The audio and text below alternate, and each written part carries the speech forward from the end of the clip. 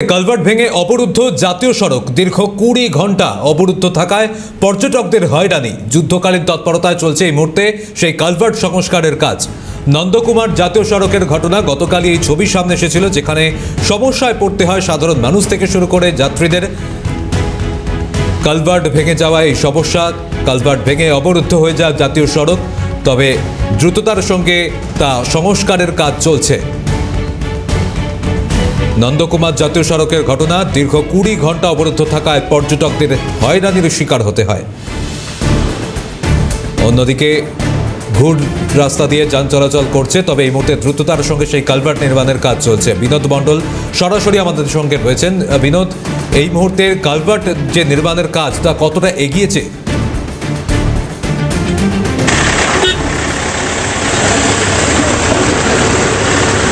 দেখো, তোমায় বলে রাখি, প্রায় 20 ঘন্টার বেশি রাস্তা এই মুহূর্তে অবরুদ্ধ হয়ে রয়েছে। আমি আমার ক্যামেরা পার্সন রাজকুমারকে একবার দেখাতে বলবো যে কালকের যে ভাঙা অংশ, যে জায়গাটায় এই যে ক্যালভার্ট ভেঙে গেছিল, সেটা যথারীতি এই মুহূর্তে রিপেয়ারিংয়ের কাজ প্রায় শেষের পথে।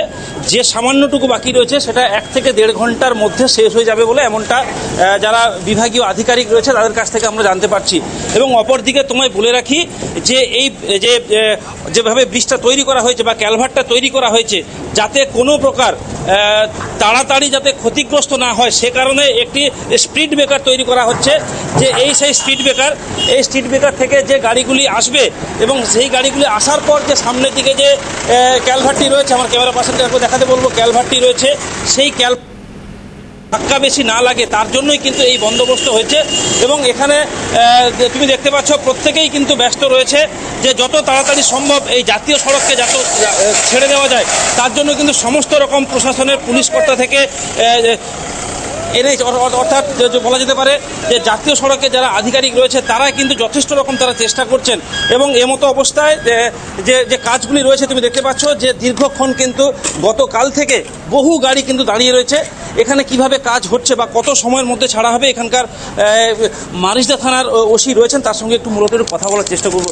বলছি, কত সময় লাগতে পারে এটা শেষ হতে? এখনো ঘন্টাখানেক লাগবে। ঘন্টাখানেক লেগে যাবে।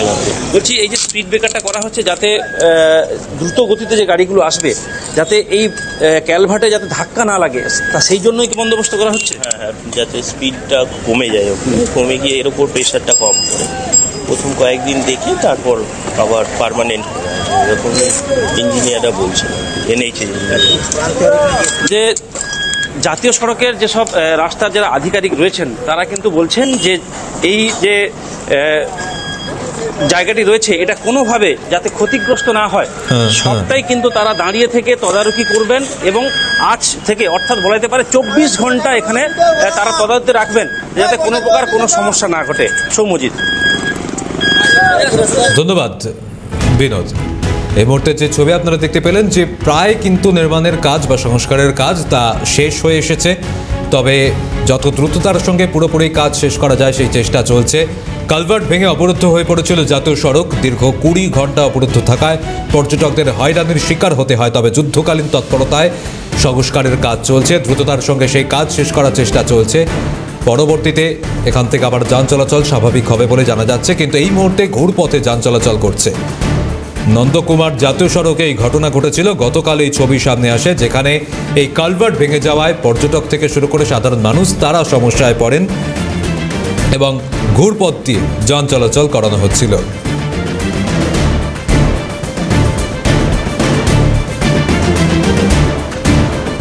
যে ছবি দেখছেন, দীর্ঘ 20 ঘন্টা অবরুদ্ধ থাকার পর পর্যটকদের হয়রানি, সেই ছবি সামনে এসেছিল, তবে দ্রুততার সঙ্গে সেই পরিষেবা আবারও স্বাভাবিক করার চেষ্টা চলছে।